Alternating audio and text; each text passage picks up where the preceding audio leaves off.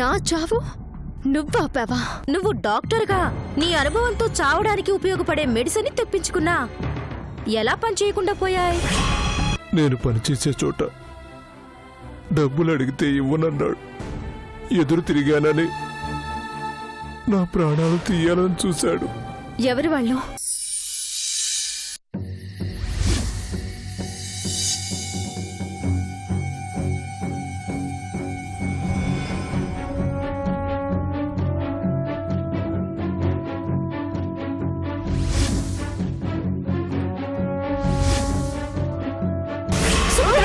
సుభద్ర, లేమ్మా, ఏమైందమ్మా? సుభద్ర, అమ్మా సుభద్ర, ఏమైందమ్మా?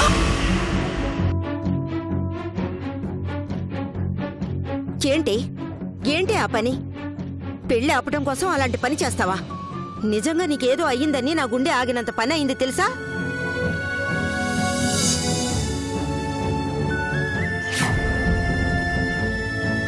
ఈ పెళ్లి గొడవలో పడి నీతో మాట్లాడలేకపోయాను కానీ మళ్ళీ నువ్వు కనిపిస్తే నీ చెంపలు పగలగొట్టాలన్నంత కోపంగా ఉంది. కొట్టమ్మా, అన్నయ్య కోసం నేను ఆ మాత్రం చేయలేకపోయినందుకు కొట్టు. చావాలనుకున్న నా ఆలోచనని నాటకం కింద కొట్టి పారేసి వద్దన్న పని చేసేశారు. దగ్గరుండి అక్షింతలు వేసి ఆశీర్వదించారు కదా. కారణం చెప్పకుండా ఆపు ఆపు అంటే ఎందుకు ఆపాలే? నిజంగానే నీ ప్రాణం పోయిందనుకుని ఏనాడు నీ పేరు కూడా తలుచుకొని నీ అన్న కన్నీళ్లు పెట్టుకున్నాడు. కనీసం ఆ కళ్ళు తడిసినంతసేపు పట్టలేదు. అదంతా పెళ్లి ఆపడానికి నువ్వు వాడిన నాటకమని వాడు ఆవేశపడ్డానికి. ఎందుకమ్మా నా బాధను అర్థం చేసుకోరు? నీ బాధ ఏంటో తెలిస్తే కదా అర్థం చేసుకోవడానికి. సరే, ఆ విషయాలన్నీ మనం మళ్ళీ మాట్లాడుకుందాం. మొన్న వెండి గ్లాస్ ఇచ్చాను కదా, ఎక్కడ పెట్టావు? ఎందుకు? శోభనం గదిలోకి పాలు గ్లాస్ ఇచ్చి పంపడానికి. శోభనమా? అంత ఆశ్చర్యపోతావేంటి? పెళ్ళయిన తర్వాత శోభనం జరిపించాలి కదా. అమ్మా, పెళ్లి విషయంలో నా మాట ఎలాగూ వినలేదు. అన్నయ్య ప్రాణాలకి ప్రమాదం ఉందమ్మా. ఇప్పుడు అలాంటి కార్యక్రమాలేమీ వద్దు. ఎవరి వలన ప్రమాదమే? నోరు తెరిస్తే ప్రాణాలకి ప్రమాదం అంటావు. ఎవరి వలన ఏంటి అంటే చెప్పవు. నిన్నటి వరకు పెళ్లి వద్దు వద్దు అని గోల చేశావు. ఇప్పుడు శోభనం జరిపించొద్దు అంటున్నావు. పెళ్లి జరిగాక అన్ని కార్యక్రమాలు పద్ధతిగా జరగాలి కదా. కారణాలేం చెప్పలేనమ్మా, నా మాట విను. ఇప్పుడు ఈ కార్యక్రమాలేవీ వద్దు. ఏంటి నీ పిచ్చి? ఏది తలపెట్టినా వద్దు వద్దు అని అడ్డం పడుతున్నావు. ఇంట్లో పరాయి వాళ్ళు ఎవరున్నారని ప్రమాదం జరగడానికి? అసలే వాడికి మీ ఊసంటే పడదు. అలాంటిది ఏదో సర్ది చెప్పి ఈ పెళ్లిలో అయినా మీ అన్నా చెల్లెళ్ళని కలపాలని ఆశపడితే అలా చేశావు. పెళ్లికి అడ్డం పడి జీవితంలో వాడు నీ మొహం చూడకుండా చేసుకున్నావు.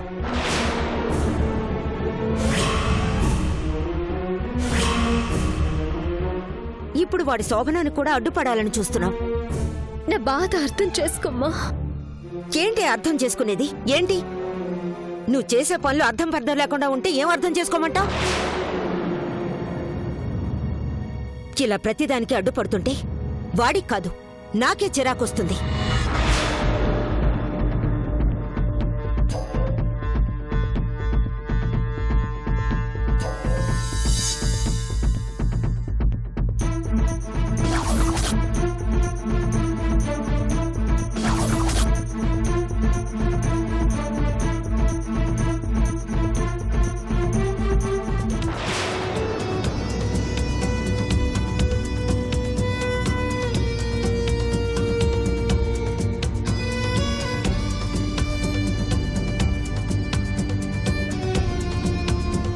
భగవంతుడా, వీళ్ళకి ఎలా అర్థమయ్యేలా చెప్పాలి?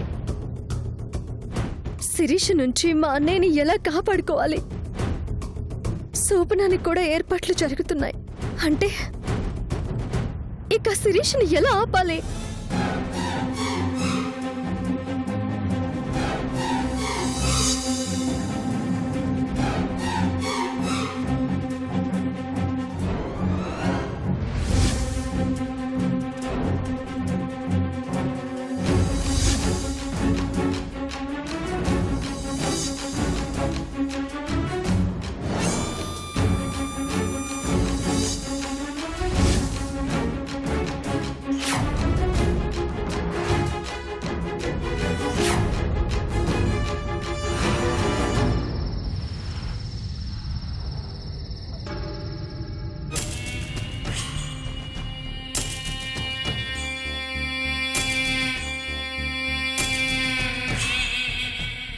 ఛీ!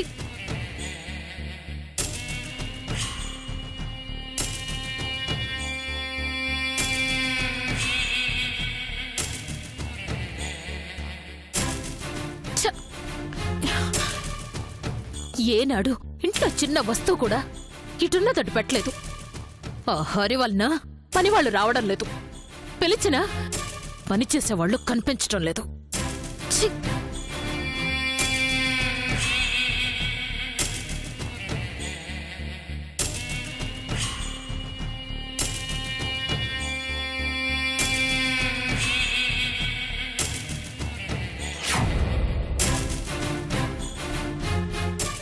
ఏంటండి చాలా కష్టపడుతున్నారు? తప్పేదేముంది? నా ఊర్లోనే నన్ను వెలేసి నా ఇంటి పని అంటే రాకుండా చేశాడుగా ఆ హరి.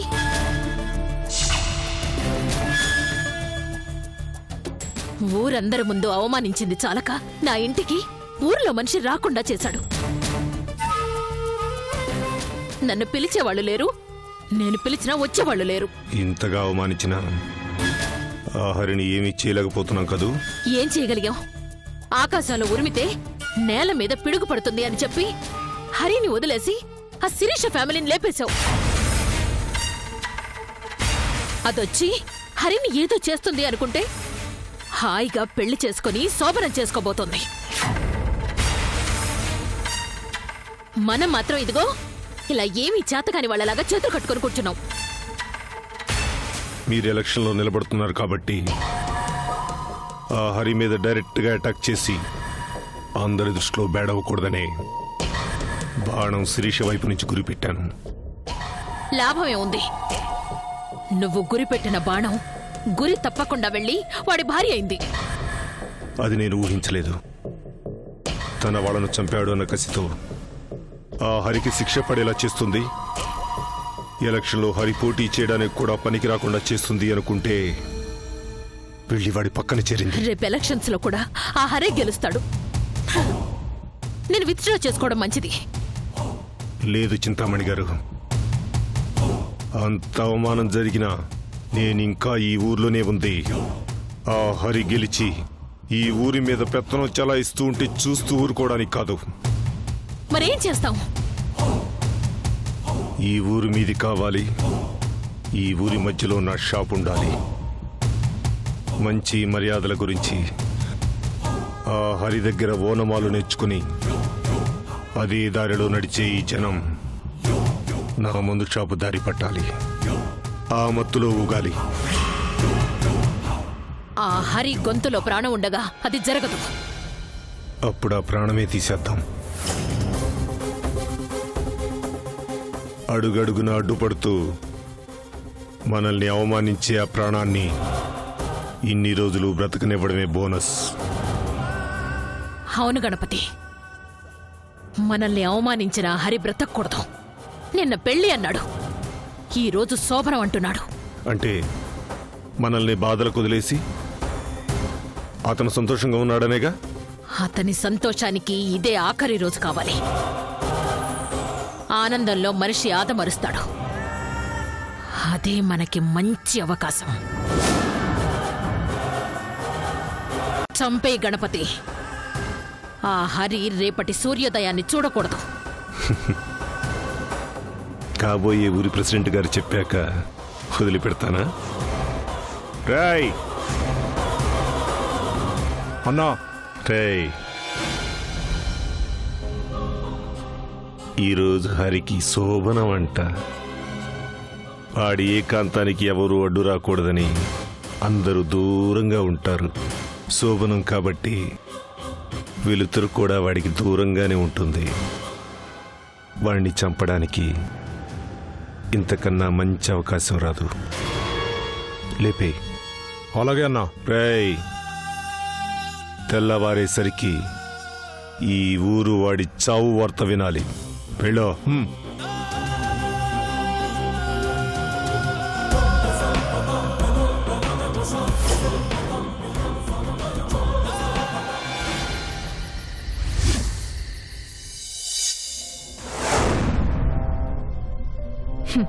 చావు కూడా అందంగా తయారు కావడం అంటే ఇదేనేమో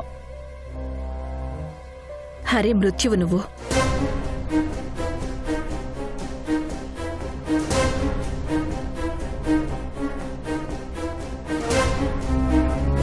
పాపం ఆ విషయం తెలియక గదిని అందంగా అలంకరించుకుని మరి ఆ గదిలో ఎదురు చూస్తున్నాడు.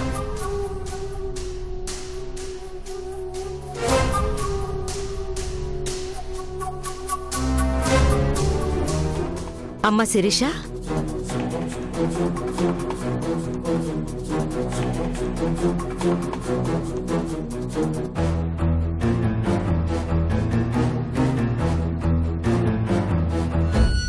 నేనిస్తున్నది కేవలం పాలు కాదమ్మా, ఈ ఇంటి బాధ్యత, నా కొడుకు బాధ్యత, మన కుటుంబ గౌరవం బాధ్యత.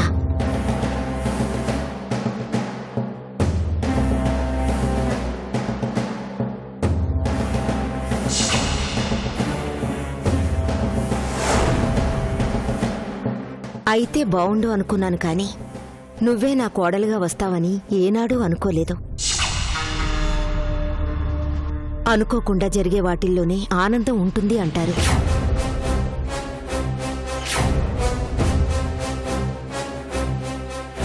మా కుటుంబం గురించి, నా కొడుకు గురించి అన్నీ తెలిసిన నీకు కొత్తగా ఏం చెప్పాల్సిన అవసరం లేదు. కానీ తల్లిగా నీకు 4 మాటలు చెప్పాలి. అందరూ పెళ్లి చేసి అల్లుడి చేతిలో కూతుర్ని పెడతారు, కానీ నేను నా కొడుకుని నీ చేతిలో పెడుతున్నాను.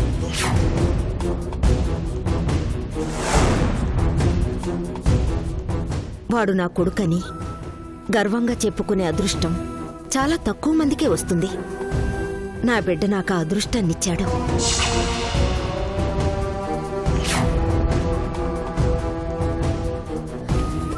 వాడికివ్వడమే తప్ప తీసుకోవడం తెలీదమ్మా. నలుగురు గురించి ఆలోచించడం తప్ప తన గురించి ఆలోచించుకోవడం తెలీదు.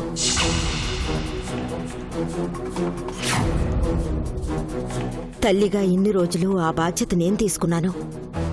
ఈ రోజు నుంచి భార్యగా ఆ బాధ్యతలన్నీ నీవి. నా బిడ్డని జాగ్రత్తగా చూసుకో అమ్మా. అలాగే అత్తయ్య, జాగ్రత్తగా చూసుకుంటాను. త్వరగా తీసుకురండి, ముహూర్తానికి టైం అయిపోతోంది. అలాగేనండి. తీసుకోమ్మా.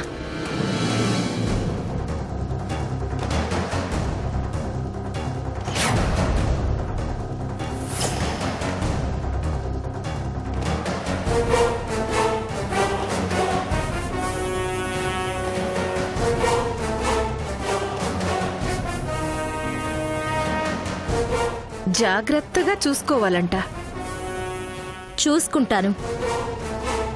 ఫోటోకి ఫ్రేమ్ కట్టి చూసుకునే అంత జాగ్రత్తగా చూసుకుంటాను. మన వాళ్ల ప్రాణాలు తీసిన హరికి ఇదే ఆఖరి రాత్రి కావాలి.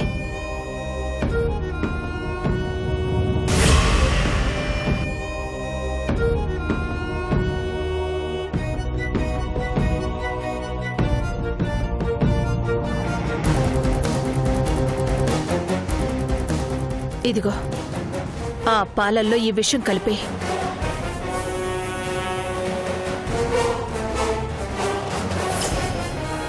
ప్రాణంగా చూసుకున్న వాళ్ల ప్రాణాలు తీసినా ఆ హరి ప్రాణాలు తీసే అవకాశం ఆ విషానికి ఎలా ఇస్తానమ్మా? మరి హరిని నా చేతులతో నేనే చంపుతాను.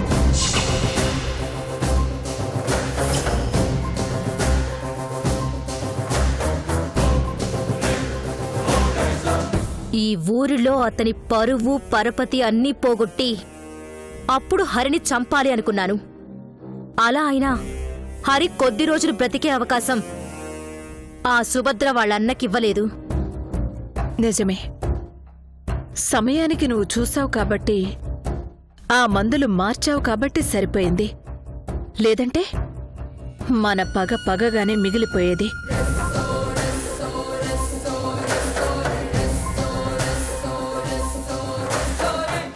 అందుకే సుభద్రకి మరో అవకాశం ఇవ్వదలుచుకోలేదు. మా పెళ్లి జరగకుండా ఆపడం కోసం ప్రాణాలు తీసుకోవడానికి కూడా సిద్ధపడింది అంటే సుభద్ర మళ్ళీ మళ్ళీ అలాంటి ప్రయత్నాలు చేస్తూనే ఉంటుంది. అందుకే ఆ హరికృష్ణని రేపటి సూర్యోదయం చూడకుండా చేస్తాను. ఈ రాత్రికే అతన్ని చంపేస్తాను. ఏమ్మా, ఇంకా అలంకరణ పూర్తి కాలేదా? అయిపోయిందండి. ఇదిగో ఈ పూలు పెట్టడమే. అవతల హరిబాబు గారు అరగంట అయింది గదిలోకి వెళ్ళి. త్వరగా కానివ్వండి.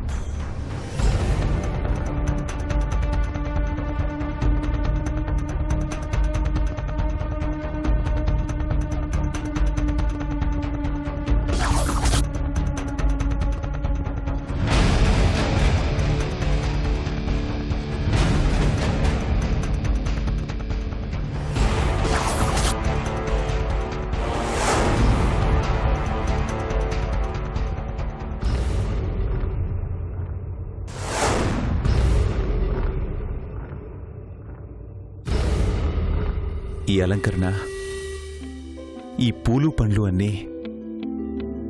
బయట ఉన్న మా అమ్మ ఆనందం కోసం. అందరినీ పోగొట్టుకుని అనాథగా మిగిలావు. ఏ దారి లేక నువ్వు చనిపోవాలి అనుకున్నావన్న మాటకి ఆ రోజు నీకొక కుటుంబాన్నిస్తాను, నిన్ను భార్యని చేసుకుంటాను అన్నాను. ఇచ్చిన మాట నిలబెట్టుకున్నాను. నా కుటుంబాన్ని నీ కుటుంబం చేశాను, నా భార్యని చేసుకున్నాను. ఇవి నీకు ఆనందాన్నివ్వవు. నీ మనసులో నాకు భర్త స్థానాన్ని ఇవ్వవు, ఇవ్వలేవని కూడా నాకు తెలుసు.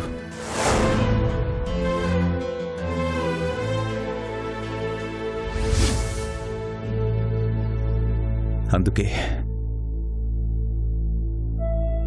నువ్వు మనస్ఫూర్తిగా నీ మనసులో స్థానం ఇచ్చేంత వరకు నేను నీకు ఈ గది బయట వరకే భర్తని.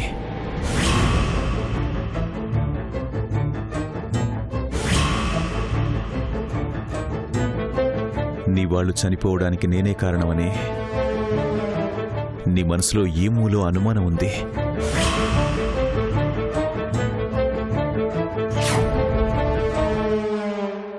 అభిమానంతో కాపురం చేయొచ్చు, కానీ అనుమానంతో చేయకూడదు. అందుకే నీ మనసులో అనుమానం తీరిపోయి అభిమానం కలిగిన రోజే నేను నీకు ఈ గదిలో కూడా భర్తనవుతాను.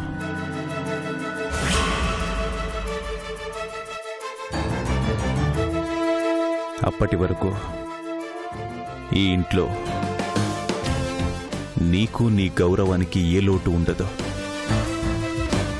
మా అమ్మ చెల్లెలు అందరూ నిన్ను పువ్వుల్లో పెట్టి చూసుకుంటారు.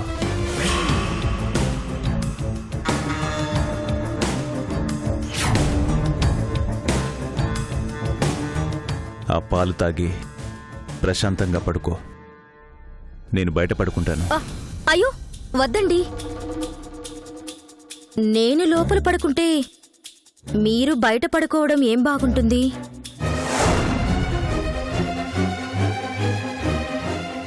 ఈ రాత్రే నీ ఆఖరి రాత్రి కావాలంటే నువ్వీ గదిలోనే ఉండాలి. సరే, పడుకో. నేను అలా కాసేపు అక్కడ ఉండొస్తాను.